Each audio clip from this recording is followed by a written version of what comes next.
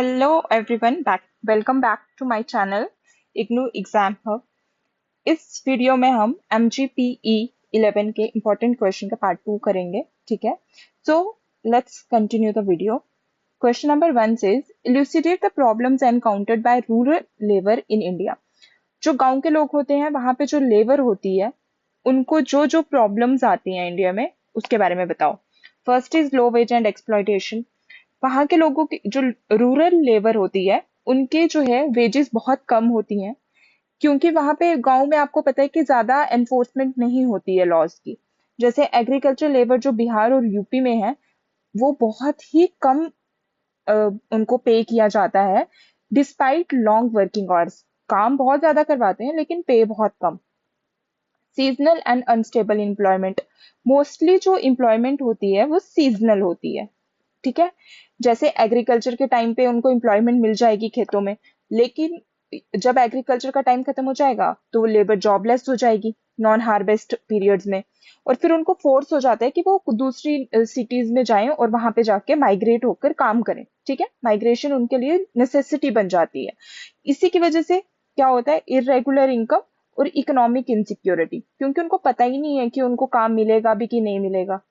Right, then lack of job social security, क्योंकि rural labour workers जो हैं वो मोस्टली इनफॉर्मल सेक्टर्स में होते हैं जहां पे गवर्नमेंट का कंट्रोल इतना ज्यादा नहीं होता, जिसकी वजह से उनको बहुत सारे बेनिफिट्स जैसे पेंशन हो गई, इंश्योरेंस हो गई, मैटरनिटी लीव हो गई, ये सारे जो है उनको नहीं मिलते, जिसकी वजह से उनकी वल्नरेबिलिटी जो है वो इंक्रीज हो जाती है।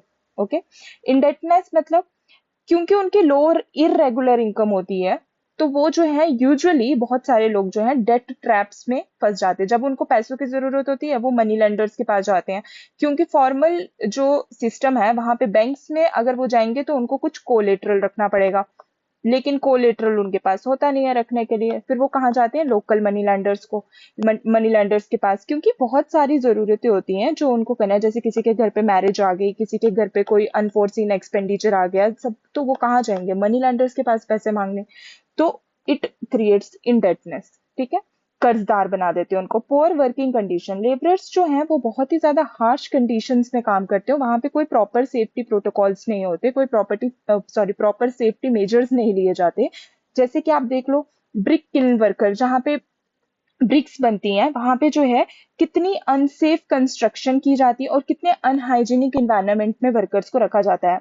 इलिटरेसी और लैक ऑफ स्किल डेवलपमेंट, क्योंकि बहुत सारे लोग जो हैं वो अनएडुकेटेड हैं और बहुत उनको वोकेशनल ट्रेनिंग भी नहीं दी गई है, तो उनका चांसेस जो है अच्छी जॉब्स के वो डिक्रीज हो जाते हैं। Okay, discrimination and social exclusion, caste और जेंडर डिस्क्रिमिनेशन जो है वो तो गांवों में बहुत ज्यादा होती है, ये तो पता ही है।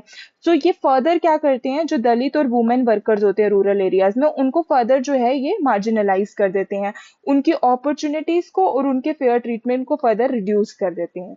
ठीक है, these issues demand strong policy implementation. अब हमें प्रॉब्लम्स तो पता है कि पर इनको हम कैसे ठीक करें।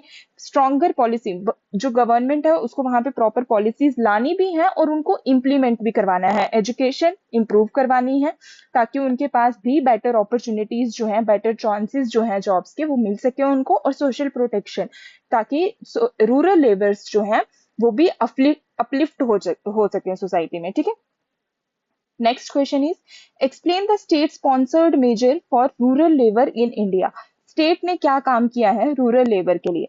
महात्मा Gandhi national rural employment guarantee act, इसमें क्या होता है, एमजी नरेगा स्कीम है गवर्नमेंट की, जिसमें 100 डेज का काम जो है वो गारंटीड उनको देना पड़ता है रूरल हाउस होल्ड को 1 साल में। ठीक है, इससे क्या हुआ है, बहुत सारे पॉवर्टी और इनकम सिक्योरिटी, जो पॉवर्टी रिड्यूस हुई है और जो रूरल लोग हैं, रूरल लेबर है, उनकी जो इनकम सिक्योरिटी है वो थोड़ी इंक्रीज हो गई है। ठीक है, मिनिमम वेजेस एक्ट 1948, उन्होंने इंश्योर किए, ये एक्ट इंश्योर करता है कि कुछ गवर्नमेंट क्या करे, कुछ मिनिमम वेज मतलब इतना देना ही देना है वो फिक्स कर दे अलग अलग काइंड के वर्क्स के लिए। ठीक है, to protect rural labours from exploitation, ऐसा क्यों किया है गवर्नमेंट ने, ताकि रूरल लेबर्स को जो है, लेबरर्स जो होते हैं उनको एक्सप्लॉयटेशन से बचा सके। रूरल स्किल डेवलपमेंट प्रोग्राम, बहुत सारे डेवलपमेंट प्रोग्राम्स भी लाई है गवर्नमेंट, जैसे कि दीन दयाल उपाध्याय ग्रामीण कौशल्य योजना। इसमें क्या है कि वो स्किल ट्रेनिंग देंगे किसको, रूरल यूथ को, ताकि उनको बेटर अपॉर्चुनिटीज मिल सके। ठीक है, दीनदयाल उपाध्याय ग्रामीण कौशल्य योजना। आपको ये सब ना लर्न करना है, इससे क्या होगा, आपका जो आंसर है उसमें वैल्यू आएगी और मार्क्स ज्यादा अच्छे आएंगे। देन प्रधानमंत्री श्रम योगी मनधन योजना, pension scheme for unorganised sector workers. क्या होता है कि जो वो, हमें पता है कि जो रूरल लेबर है वो मोस्टली इनफॉर्मल सेक्टर में होती है, तो वहां पे ये सब चीजें होती नहीं है। ठीक है, पेंशन स्कीम नहीं होगी, सोशल सिक्योरिटी नहीं होगी। सो इसी को खत्म करने के लिए गवर्नमेंट जो है प्रधानमंत्री श्रम योगी मनधन योजना लाई है, जिसमें रूरल लेबर्स को क्या होगा, फाइनेंशियल सिक्योरिटी मिलेगी आफ्टर द एज ऑफ 60, क्योंकि उनको पेंशन लग जाएगी। Okay, rural self employment scheme, national rural livelihood mission जो है वो सेल्फ एम्प्लॉयमेंट को प्रमोट करता है, खुद को एम्प्लॉय करे, गाँव में दुकानों खोलो, या फिर गाँव में आपके जो मिलता है उसको इंक्रीज करो। मतलब कुछ भी सेल्फ हेल्प ग्रुप्स के थ्रू जो है वो अपने आप को खुद सेल्फ एम्प्लॉय करो, specially for women labours. Then insurance scheme, जैसे प्रधानमंत्री जीवन ज्योति बीमा योजना, सुरक्षा बीमा योजना जो है, ये लाइफ और एक्सीडेंट इंश्योरेंस जो है रूरल वर्कर्स को प्रोवाइड करती है। अगर उनको कहीं डेथ हो जाए या उनको कोई एक्सीडेंट हो जाए काम करते हुए, तो उसमें इंश्योरेंस प्रोवाइड करती है। ठीक है, उनको पैसा मिलेगा। Labour welfare boards, setup in some states to provide housing, कुछ स्टेट्स में जो है लेबर वेलफेयर बोर्ड्स भी सेटअप किए गए हैं गवर्नमेंट के द्वारा, ताकि रूरल लेबरर्स जो है उनको क्या मिले, हाउसिंग मिले, प्रॉपर हेल्थ केयर मिले, एजुकेशन मिले और बाकी वेलफेयर सर्विसेज भी मिल पाए। सो दीज गवर्नमेंट एफर्ट्स, ये जो गवर्नमेंट एफर्ट्स हमने देखे, ये क्या करना चाहते हैं, इनकम इंप्रूव करना चाहते हैं, स्किल्स इंप्रूव करना चाहते हैं, रूरल लेबरर्स की सिक्योरिटी को इंप्रूव करना चाहते हैं, financial security, social security, right. Through दो challenges इन इम्प्लीमेंटेशन रिमेन। स्कीम्स तो निकाल दी हैं, लेकिन कुछ कुछ अभी इम्प्लीमेंटेशन में चैलेंजेस हैं, वो प्रॉपर इम्प्लीमेंट नहीं हो पा रही हैं। Then question number 13, discuss the problems encountered by labour working in unorganised sector. वही low and irregular wages, unorganise sectors मैंने आपको बताया गवर्नमेंट के कंट्रोल में नहीं होती, इसीलिए वहां पे हम देख रहे हैं कि लो एंड इरेगुलर वेजेस, वर्कर्स जो है अनऑर्गेनाइज सेक्टर्स में काम करते हैं उनको बहुत कम पे मिलती है, उनका स्टैंडर्ड सैलरी स्ट्रक्चर कुछ नहीं होता, without any standard salary structure, जिसकी वजह से उनमें क्या होता है, फाइनेंशियल इंस्टेबिलिटी क्रिएट हो जाती है। ठीक है, lack of job security, employment जो है वो मोस्टली टेम्पररी होती है या कॉन्ट्रैक्ट बेस्ड होती है, जैसे ही काम खत्म हुआ उनको कोई गारंटी नहीं होती कि उनको आगे भी काम करने का मौका मिलेगा। सो ये भी उनको रिमूव भी कर दिया जाता है विदाउट नोटिस या किसी कॉम्पेंसेशन दिए बिना। ठीक है, तो इसी से उनको क्या होता है, जॉब सिक्योरिटी का बहुत ज्यादा रहता है कि अभी हम हैं जॉब में, अभी थोड़ी देर के बाद शायद ना रहे। Then absence of social security, उनको कोई भी pension, health insurance, paid leave, PF, ऐसे कोई भी फैसिलिटीज जो है वो नहीं प्रोवाइड की जाती हैं। बहुत सारे वर्कर्स जो हैं वो वल्नरेबल होते हैं, कुछ बहुत ज्यादा बीमार होते हैं, कुछ ओल्ड एज होती है, मतलब उनको कोई भी सोशल सिक्योरिटी फैसिलिटीज प्रोवाइड नहीं की जाती हैं। देन पुअर वर्किंग कंडीशन, जहाँ पे वो काम करते हैं वो बहुत अनसेफ और हाइजीनिक इन्वायरमेंट होता है, वहां पे कोई भी प्रॉपर सेफ्टी मेजर्स नहीं लिए गए होते हैं। लॉन्ग वर्किंग आवर्स, लेबरर्स जो हैं वो मोर देन 10 आवर्स जो है एक दिन में काम करते हैं, लेकिन उनको इतना काम करने के लिए ओवर टाइम नहीं पे किया जाता है, जो उनकी फैमिली पे भी अफेक्ट करता है, फैमिली लाइफ तो रहती नहीं है, और इवन उनकी खुद की हेल्थ पे भी अफेक्ट करता है। Point number 6 is lack of legal protection, बहुत सारे लेबर लॉज जो हैं वो इफेक्टिवली जो है वो अनऑर्गेनाइज सेक्टर वर्कर्स को कवर ही नहीं करते। ठीक है, and enforcement of existing law, और जो लॉज हैं भी वो भी बहुत वीक है उनकी एनफोर्समेंट। ठीक है, no skill development opportunities, limited access to training, prevent them from improving their skills and moving to better paying jobs, क्योंकि उनको प्रॉपर ट्रेनिंग्स नहीं दी जाती हैं तो उनके स्किल्स नहीं इंप्रूव होंगे, अगर स्किल्स नहीं इंप्रूव होंगे तो वो बेटर जॉब्स में नहीं जा पाएंगे। एक्सप्लॉइटेशन एंड हरासमेंट, वुमेन और चिल्ड्रन को बहुत ज्यादा प्रोन होते हैं वो किसके, अब्यूज के और डिस्क्रिमिनेशन के, स्पेशली कहाँ पे, डोमेस्टिक और एग्रीकल्चर वर्क में। ठीक है, ये इश्यूज जो हैं ये डिमांड क्या करते हैं, स्ट्रॉन्ग पॉलिसी एक्शन और बेटर इम्प्लीमेंटेशन, किसके, वेलफेयर, जो लेबर वेलफेयर स्कीम्स हैं उनकी बेटर इम्प्लीमेंटेशन की डिमांड करते हैं ऑर्गेनाइज्ड वर्कर्स को प्रोटेक्ट करने के लिए। Okay okay, the next question is elaborate strategies for empowerment of women in India. So हमें पता है कि वुमेन जो है वो मार्जिनलाइज्ड है, हमेशा से ओप्रेस्ड रही है, ठीक है। तो अब इंडिया क्या काम कर रहा है ऐसे कि वो अपनी वुमेन को एम्पावर कर सके। फर्स्ट ऑफ ऑल, इंडिया ने अपनी education for girls, promoting girls education, India government ने क्या स्टार्ट करा है, गर्ल्स एजुकेशन को प्रमोट करना। कैसी स्कीम लाइक बेटी बचाओ बेटी पढ़ाओ, ठीक है। जिससे क्या होगा, लिटरेसी इंक्रीज होगी और लोगों में अवेयरनेस आएगी, ठीक है। एजुकेटेड वुमेन जो होगी वो ज्यादा कॉन्फिडेंट होगी और वो इंडिपेंडेंट होगी अपने डिसीजंस लेने में, लाइक फाइनेंशियली इंडिपेंडेंट होगी तो पॉलिटिकली, सोशली, ठीक है, हर लिहाज से इंडिपेंडेंट होगी। देन इकोनॉमिक एम्पावरमेंट प्रोग्राम जैसे स्टार्टअप इंडिया, मुद्रा योजना प्रोवाइड्स लोन। अब क्या है कि गवर्नमेंट कह रही है कि हम चाहते हैं कि हमारे देश की जो महिलाएं हैं वो एंटरप्रेन्योरशिप में भी आए, वो अपने बिजनेस स्टार्ट करें, ठीक है। और उन्हीं के लिए गवर्नमेंट ने कौन सी स्कीम्स लाई हैं, स्टैंड अप इंडिया, खड़े हो जाओ इंडिया, मुद्रा योजना, ठीक है। याद रखना ये scheme. Skill development and employment, जैसे कि मैंने पहले बताया, दीनदयाल उपाध्याय ग्रामीण कौशल्य योजना, ये जो है वोकेशनल ट्रेनिंग जो है वो ऑफर करता है। वोकेशनल ट्रेनिंग होती है जहां पे आपको स्किल्स सिखाए जाए, ठीक है, काम सिखाया जाए टू रूरल वुमेन को, ताकि वो क्या कर सके, जॉब्स ले सके, अपने अपने अपना नया बिजनेस स्टार्ट कर सके।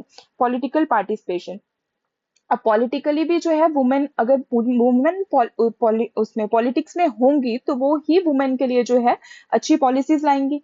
तो इसी को नजर में रखते हुए वुमेन के लिए रिजर्वेशन की गई है सीट्स, कहाँ पे, पंचायती राज इंस्टीट्यूशंस में, ताकि उनकी डिसीजन मेकिंग जो है वो उनको इन्वॉल्व किया जा सके, किसमें, डिसीजन मेकिंग में। Then legal protection and right awareness, अब तो ये रिजर्वेशन जो है लोकसभा सीट्स में भी हो गई है। Reservation protection and rights awareness, laws like protection of women from domestic violence act, sexual harassment at work place, ये जो है, और बहुत सारी अवेयरनेस कैंपेन्स जो हैं ये प्रमोट करती हैं किसको, वुमेन की सेफ्टी को और उनके राइट्स को। फिर से मैं बता रही हूँ, ये चीजें आपको याद करनी है, ये स्कीम्स हो गई, ये लॉज हो गए, इससे आपके मार्क्स अच्छे आएंगे, आप इनको अंडरलाइन करके एग्जाम में लिख सकते हो।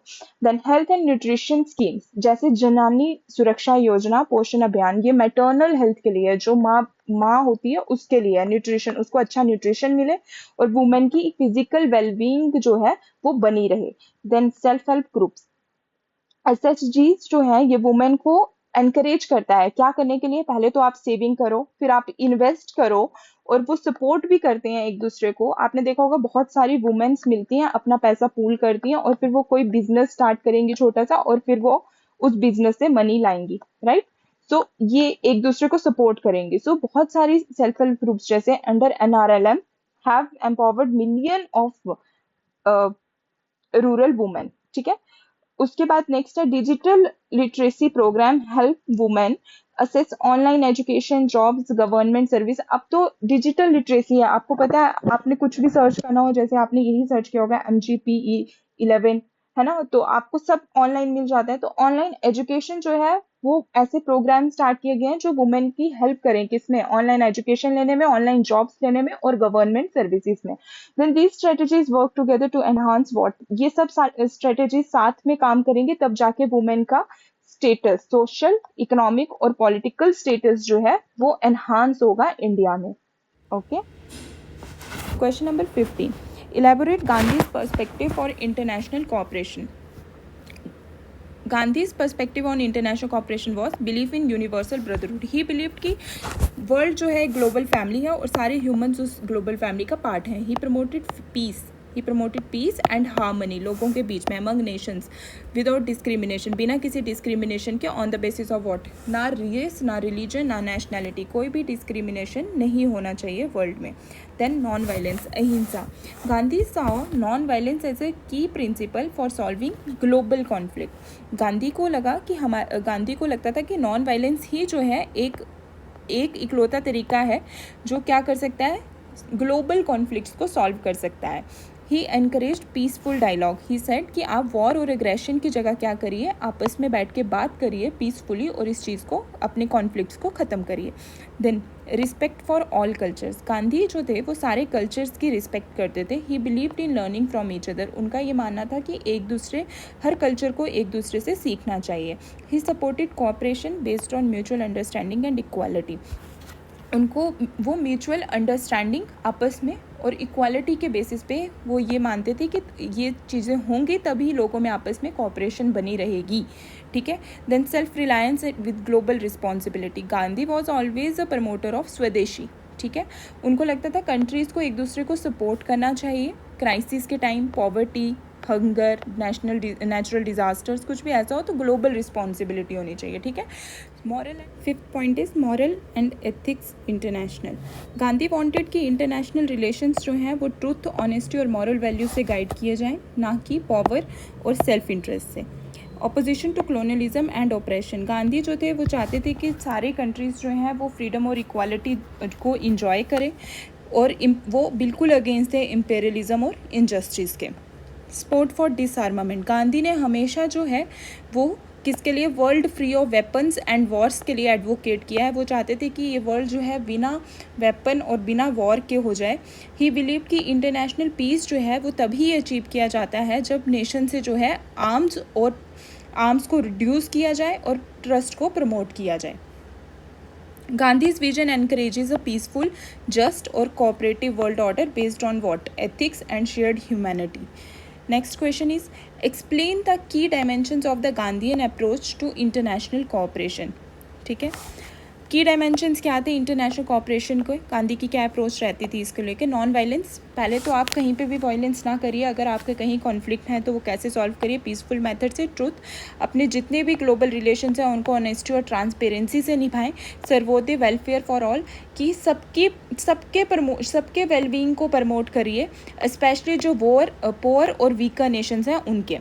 Mutual respect and equality, Gandhi चाहते थे कि सारी कंट्रीज़ को इक्वल रिस्पेक्ट मिले, सारे नेशंस को इक्वल रिस्पेक्ट मिले, और कोई भी पावरफुल कंट्री जो है दूसरे वीकर कंट्री को डोमिनेट या एक्सप्लॉइट नहीं करे। Then moral leadership, Gandhi wanted कि जो भी नेशंस हैं वो सारे क्या करें, अपनी फॉरेन पॉलिसीज़ में जो है एथिक्स और मॉरल वैल्यूज़ को फॉलो करें, ताकि वो एक जस्टिस, कंपैशनेट और ह्यूमन डिग्निटी वाली सोसाइटी बना सकें। Self reliance with global sharing, self reliance को वो सपोर्ट करते थे, लेकिन वो ये भी कहते थे कि जो आपके पास नॉलेज है उसको पूरे वर्ल्ड में जो है बांटें, ताकि उससे क्या हो सके, बहुत सारी प्रॉब्लम्स जैसे कि हंगर, डिजास्टर्स, ऐसी प्रॉब्लम्स को सॉल्व किया जा सके। यूनिवर्सल ब्रदरहुड, गांधी ने हमेशा जो वर्ल्ड को एक फैमिली की तरह देखा है, और उन्होंने हमेशा इंटरनेशनल यूनिटी को ही प्रमोट किया है, और वो हमेशा चाहते थे कि वर्ल्ड जो है बिना वेपन्स के और बिना वॉर के हो, ठीक है। Then next question is question number 7।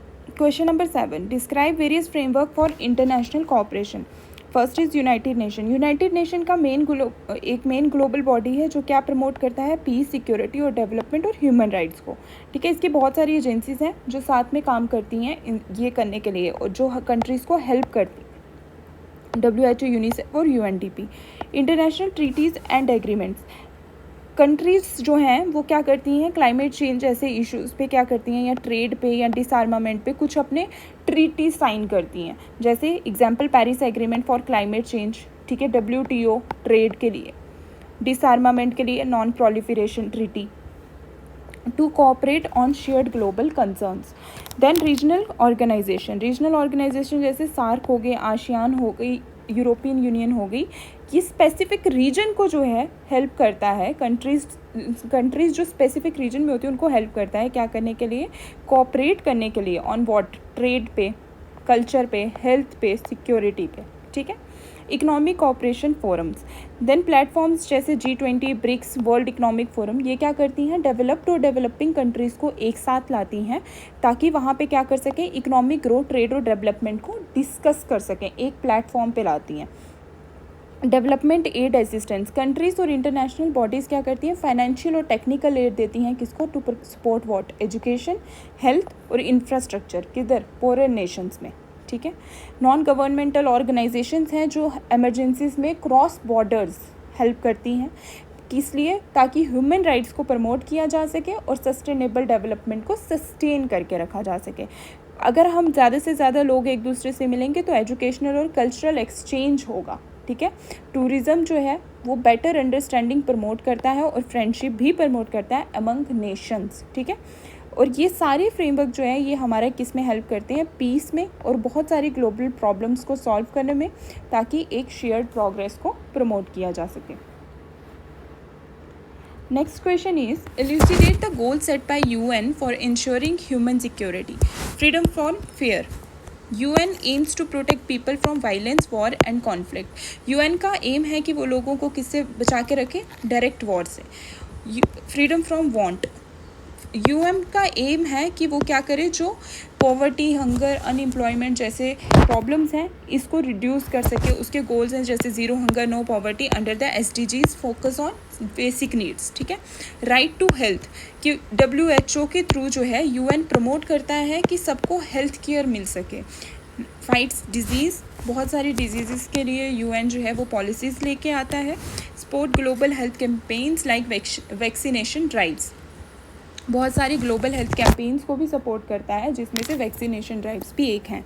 Then right to education, कि सबको क्वालिटी एजुकेशन मिले, स्पेशली गर्ल्स को, मार्जिनलाइज्ड ग्रुप्स को, उसके प्रोग्राम से, through programmes like what, UNESCO's education for all.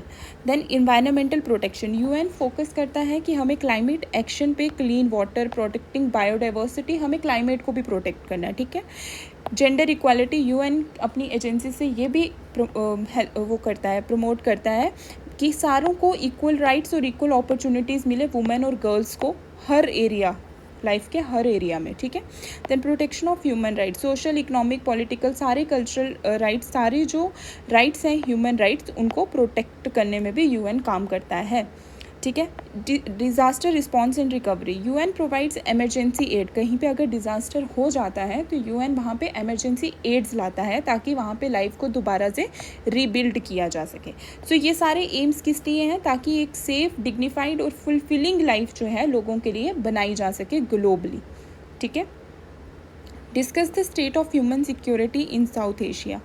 State of human security, poverty and inequality, बहुत सारे लोग जो हैं साउथ एशिया में, जैसे इंडिया, बांग्लादेश, नेपाल, ये पॉवर्टी में रहते हैं। ये बहुत लार्ज गैप है between the rich and the poor, ठीक है। Affecting access to food, health और एजुकेशन, मतलब कि लोगों के पास, किसी के पास इतना पैसे तो बहुत ही ज़्यादा पैसे है, किसी के पास बिल्कुल ही नहीं है, ठीक है। उनको फूड, हेल्थ और एजुकेशन तक भी जो है एक्सेस नहीं होती है। फूड इनसिक्योरिटी, एग्रीकल्चरल इकनॉमीज़ के बाद भी, जैसे पाकिस्तान और अफ़गानिस्तान जैसी कंट्रीज़ जो हैं वो हंगर फेस कर रही हैं, उनके वहाँ के लोग माल न्यूट्रिशन हैं, ठीक है, क्योंकि वहाँ पे डिस्ट्रीब्यूशन जो है ना खाने की वो बहुत ज़्यादा पोअर है, और वहाँ के फूड प्राइसेस बहुत ज़्यादा बढ़े हुए हैं। यही होगा दूसरे देशों में जानेंगे तो।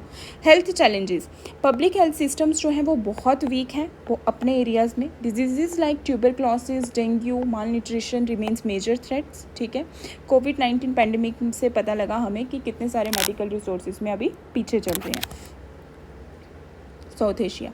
उसके बाद जेंडर इनइक्वालिटी, वुमेन जो है वो बहुत डिस्क्रिमिनेशन फेस करती है। वायलेंस का रेट तो आपको पता है बहुत ज़्यादा होता है। लो पार्टिसिपेशन है एजुकेशन और एम्प्लॉयमेंट में। स्कूल ड्रॉप आउट्स जो हैं वुमेन के वो बहुत ज़्यादा हैं। एम्प्लॉयमेंट अपॉर्चुनिटीज़ कम हैं comparatively to their male counterpart. Child marriage जो है वो, डाउरी जैसी प्रैक्टिसेस आज भी हमारे देश के गाँवों में हो रही हैं, ठीक है। Political instability and conflict, terrorism, insurgency, border tensions, ये सारी चीज़ें जो हैं क्या करती हैं, पीस और सिक्योरिटी को अफेक्ट करती हैं कंट्री के। जैसे अफ़गानिस्तान है वो बहुत ही ज़्यादा सीरियस इनसिक्योरिटी है, क्योंकि वहाँ पे तालिबान का कंट्रोल है। It's a very insecure country, women's के लिए तो नेक्स्ट लेवल पे insecure. Environmental issues, flood, droughts, pollution, ये सारी चीज़ें जो हैं हमारी ज़िंदगी को थ्रेटन करती हैं। क्लाइमेट चेंज जो है वो फार्मिंग को अफेक्ट कर रहा है। हमारे देश में वाटर, साउथ एशिया में वाटर अवेलेबिलिटी भी जो है वो रिड्यूस हो रही है। बांग्लादेश और श्रीलंका इसकी एग्जांपल है। इंडिया भी है, इंडिया भी वाटर स्कार्स कंट्रीज़ में आने की उसमें है, रेस में। अनएम्प्लॉयमेंट एंड माइग्रेशन, यूथ जो है वो अनएम्प्लॉयड है, बहुत हाई अनएम्प्लॉयमेंट है साउथ एशिया में, जिसकी वजह से क्या हो रहा है, सिटीज़ में माइग्रेट हो रहे हैं या सर्वाइवल के लिए अब्रॉड्स जा रहे हैं लोग, ठीक है। तो ऑफन जो है अनसेफ कंडीशंस में भी भागते हैं। South Asia has made some progress, but human security आज भी उनका मेजर कंसर्न है, ठीक है। जिसका रीज़न क्या है, तो सोशो इकोनॉमिक पॉलिटिकल प्रॉब्लम्स, ठीक है। Next question is, and the last question is, discuss the relevance of preventive measures to ensure human security in the globalized world. कि आपको रेलिवेंस बताना है कि क्या प्रिवेंटिव मेजर्स लिए जा रहे हैं कि ग्लोबलाइज्ड वर्ल्ड में ह्यूमन सिक्योरिटी बनी रहे. First is early action save lives. Preventive measures जो हैं वो पहले ही डिटेक्ट कर देते हैं थ्रेट्स को, ठीक है, जैसे पैंडेमिक हो गया, कोई नेचुरल डिज़ास्टर हो गया. अगर पहले ही आपको पता लग जाएगा ये चीज़ होने वाली है तो आप क्या करोगे, आप उनके लिए क्विक रिस्पॉन्स बना लोगे कि ये चीज़ हुई तो हम ऐसा कर लेंगे, इससे ज़्यादा लोगों की जान नहीं जाएगी, है ना, तो लोगों की जान बच जाएगी. Then reducing cost of damage. Prevention हमेशा जो है वो चीपर होता है आफ्टर इफेक्ट से, ठीक है. जैसे अर्ली ब्लड वार्निंग सिस्टम जो है बहुत सारा डिस्ट्रक्शन और इकोनॉमिक लॉस को रोक सकता है. पहले पता लग जाए यहाँ पे फ्लड आने वाला है, बहुत सारी चीज़ें बदल सकती हैं. Then promotes global stability. Globalised world में प्रॉब्लम्स जो हैं एक कंट्री की वो दूसरी कंट्री को भी अफेक्ट करती हैं.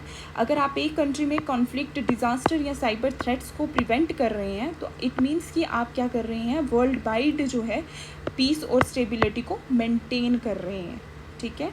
Improve health and wellbeing. So vaccination drives जो है, सैनिटेशन प्रोग्राम जो हैं, ये अवेयरनेस कैंपेन्स जो हैं, ये क्या कर सकती हैं, हेल्थ क्राइसिस को प्रिवेंट कर सकती हैं, रिड्यूस कर सकती हैं, ठीक है. उसके बाद नेक्स्ट है address root cause of insecurity. जैसे कि जो प्रिवेंटिव पॉलिसीज़ हैं ये क्या करेंगी, पॉवर्टी, इनइक्वालिटी, डिस्क्रिमिनेशन, ऐसी चीज़ों को टारगेट करके उनको ख़त्म करेंगी. जो रूट कॉज है किसका, वायलेंस और अनरेस्ट का. अगर रूट कॉज ही ख़त्म हो गया तो वायलेंस अनरेस्ट भी कम हो जाएगा. So it's a preventive policy. So environmental protection, climate action, pollution control, disaster planning, ये सारी चीज़ें क्या कर रही हैं, इन्वायरमेंट क्राइसिस को क्या करती हैं, प्रिवेंट करती हैं. अगर आप इन चीज़ों को पहले ही कंट्रोल कर लोगे तो इन्वायरमेंट क्राइसिस नहीं होंगे जो क्या करेंगी, ह्यूमन सिक्योरिटी जो ग्लोबली है वो अफेक्ट नहीं करेंगी, ठीक है. So support sustainable development. Prevention ensures long-term security and development by promoting what? Education, employment, equal opportunities. Education, employment और equal opportunities प्रोवाइड करके आप लोग क्या कर सकते हो, लॉन्ग टर्म सिक्योरिटी और डेवलपमेंट को इंश्योर कर सकते हो. Encourage global cooperation. Shared preventive strategies जैसे climate agreement, health regulation bring countries together to solve common problems. क्योंकि आजकल जो प्रॉब्लम्स हैं वो इंटरनेशनल लेवल पे हो रही हैं, तो उनको ख़त्म करने के लिए भी हमें सबको कनेक्ट होना पड़ेगा एक दूसरे से, राइट. सो अगर हम अपनी प्रिवेंटिव स्ट्रेटजीज़ को शेयर करेंगी कंट्रीज़ तो बहुत सारी प्रॉब्लम्स जो हैं वो ख़त्म हो सकती है. सो prevention is the key to protecting people's life, right, dignity before harm occurs. तो प्रिवेंशन की है हार्म को रोकने के लिए, ताले को बंद करने के लिए, ठीक है. Thank you so much for watching. 20 questions जो हैं ये आपके सबसे ज़्यादा एक्सपेक्टेड क्वेश्चंस हैं एग्ज़ाम के लिए, ठीक है. इसमें से आपको 5 क्वेश्चंस अटैम्प्ट करने होते हैं एग्ज़ाम में, और इन 20 क्वेश्चन से आपके एग्ज़ाम के 5 क्वेश्चंस निकल जाएंगे अगर आप इनको मल्टीपल रिवाइज़ करोगे 2-3 बार. परसों आपका एग्ज़ाम है, अगर आप इसको मल्टीपल रिवीजन दोगे, अगर कोई क्वेश्चन फॉर एग्जांपल पहले तो इनमें से आ जाएगा, अगर नहीं भी आएगा तो आप उसको भी अटैम्प्ट कर सकोगे इन क्वेश्चंस के नॉलेज के बेसिस पे. ट्राई करिएगा कि आप जो क्वेश्चंस होंगे उनको पॉइंट्स में लिखिए, उनको प्रॉपर जो ये हेडिंग्स हैं ये बनाइए, ठीक है. हेडिंग्स बनाइए.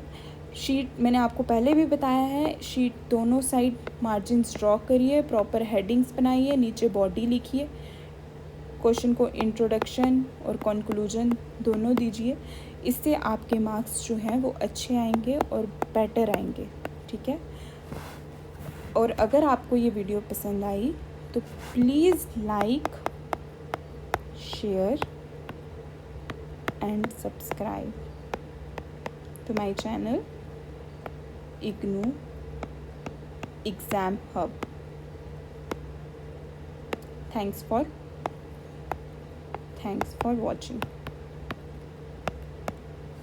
All the best for your exam. Give your best. Thank you.